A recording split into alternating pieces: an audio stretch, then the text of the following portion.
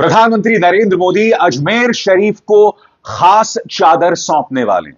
जी हां, ख्वाजा मोइनुद्दीन चिश्ती की दरगाह में खास चादर प्रधानमंत्री सौंपने वाले हैं। इस खबर पर गौर कीजिए, मगर मेरे जहन में थोड़ा सा कंफ्यूजन है, थोड़ा सा असमंजस है। प्रधानमंत्री, आपके जो सहयोगी संगठन हैं वो अजमेर शरीफ दरगाह के नीचे शिव मंदिर ढूंढ रहे हैं।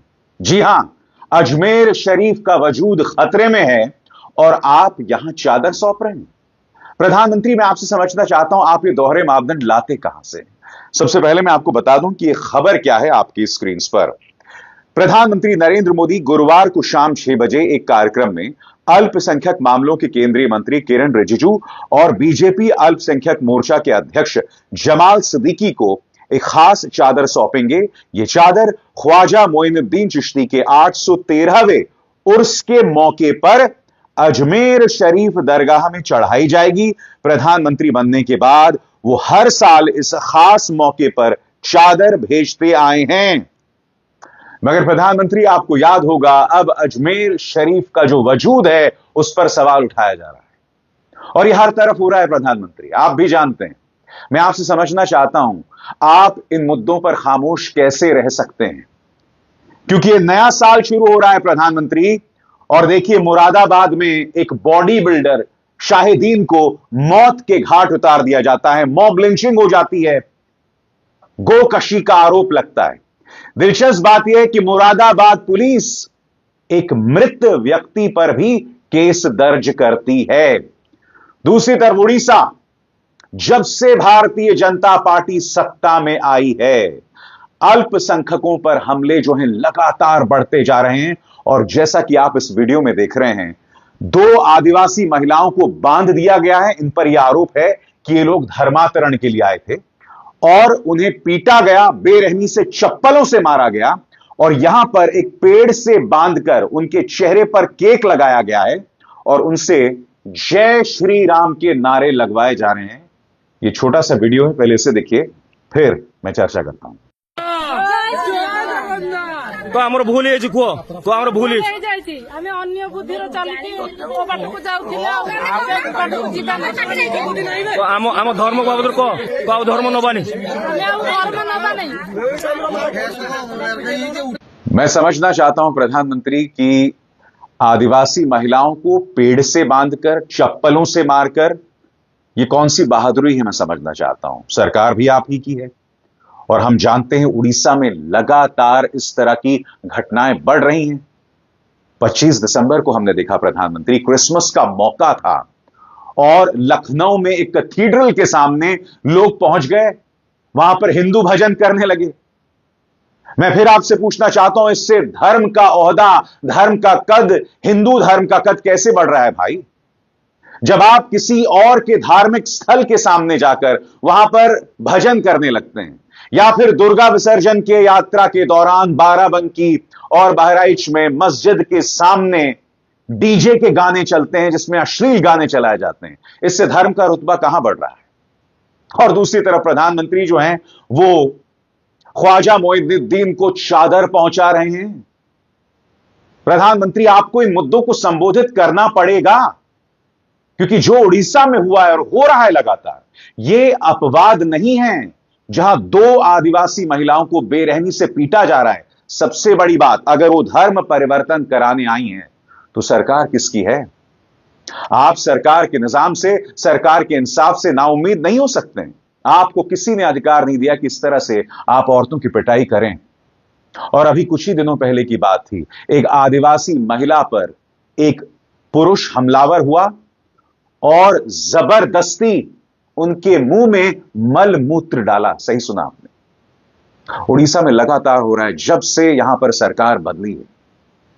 अब उड़ीसा की जनता को समझ आ रहा है कि जब भारतीय जनता पार्टी सत्ता में आती है तो एक अच्छा खासा शांतिपूर्ण राज्य, उसकी शक्ल सूरत बदल जाती है। और प्रधानमंत्री, आप इस तरह का ढोंग, क्षमा कीजिएगा, मैं इसे ढोंग ही कहूंगा, क्योंकि जिस तरह से लगातार मॉब लिंचिंग हो रही है, जिस तरह से औरतों की बेइज्जती की जा रही है, आप इस पर खामोश बने हुए। मैं समझना चाहता हूं क्यों। अब यह मामला देखिए, साल का पहला दिन एक बॉडी बिल्डर शाहिदीन को मौत के घाट उतार दिया जाता है। आरोप लगाया जाता है कि यह व्यक्ति जो है वो गोवंश या गोकशी करने के बाद जा रहा था। फिर मैं कहना चाहता हूं, उत्तर प्रदेश में किसकी सरकार है?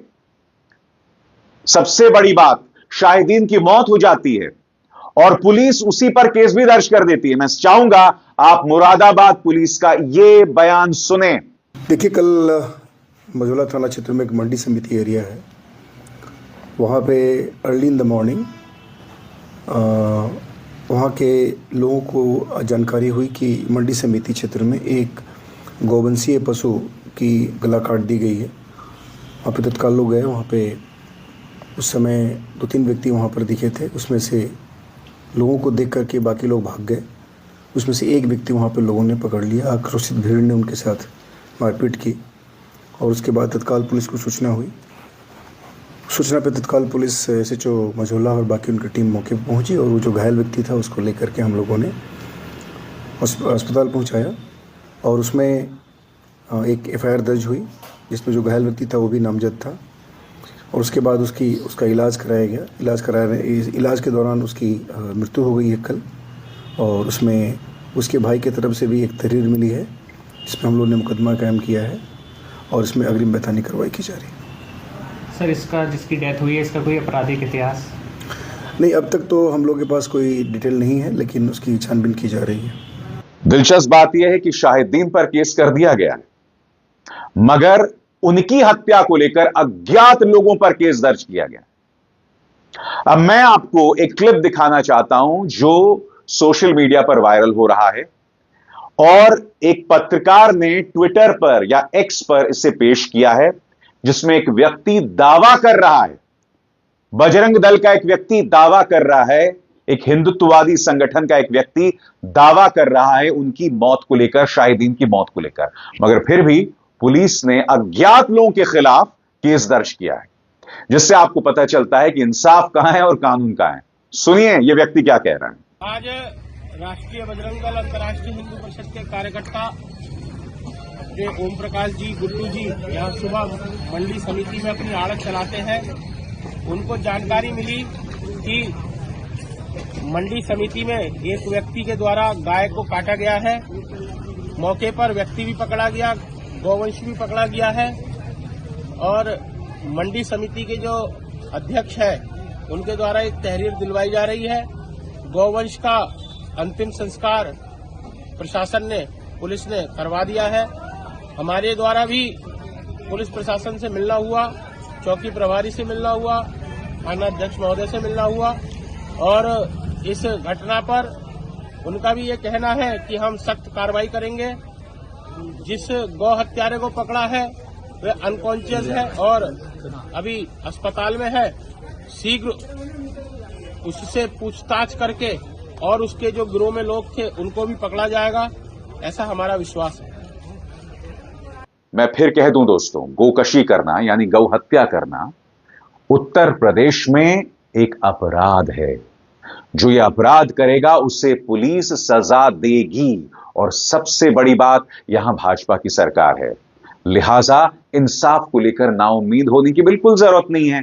इस तरह से शाहिदीन, अगर उन्होंने ऐसा किया है, क्योंकि यह बहुत बड़ा अगर है, बहुत बड़ा अगर है। ढेरों ऐसी मिसाल सामने उभर कर आई हैं जहां एक व्यक्ति को मौत के घाट उतार दिया जाता है, यह कहते हुए कि इनके फ्रिज में गोवंश था या गाय के जो हैं वो अंग थे, और बाद में पता चलता है नहीं, ये बकरा था। इस तरह की ढेरों मिसालें हैं।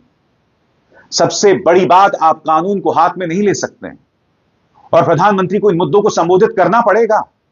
आज भाजपा शासित राज्यों में जो हो रहा है वो कल्पना से विचित्र है। मैं आपको संभल में वहां की जो CEO हैं अनुज चौधरी, उनकी खबर दिखाना चाहता हूं।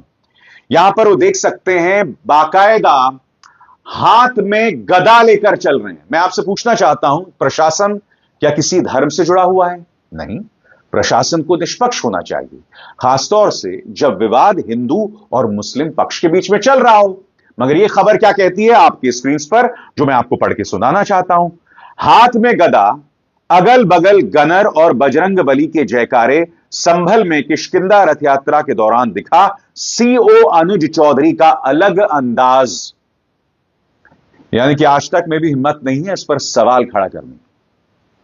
सबसे बड़ी बात, अपने आराध्य देव की पूजा करना गलत नहीं है, मगर आप ड्यूटी पर हैं, आप एक फर्ज निभा रहे हैं।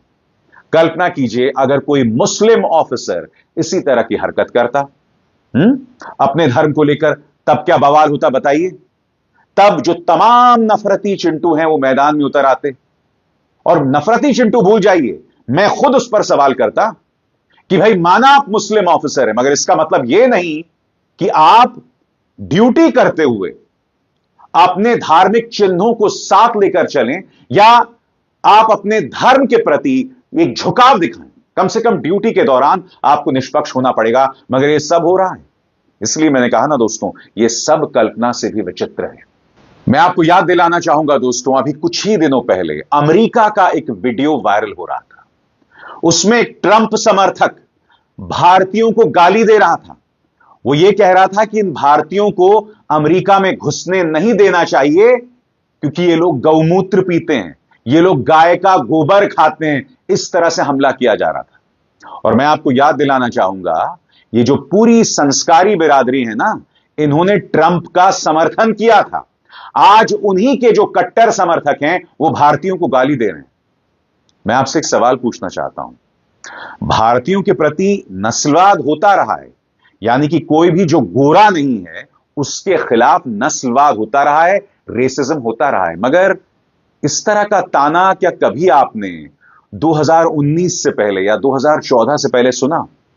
ये भारतीय गोमूत्र पीते हैं, गाय का गोबर खाते हैं। अब यह बात अमेरिका में कुछ लोग करने लगे हैं। क्यों करने लगे हैं? क्योंकि पिछले 11 सालों में भारतीयों का चरित्र दुनिया के सामने बदल गया है, भारतीयों की प्राथमिकता बदल गई है। 2014 से पहले हम आसमान की तरफ देखते थे, हम आगे की तरफ देखते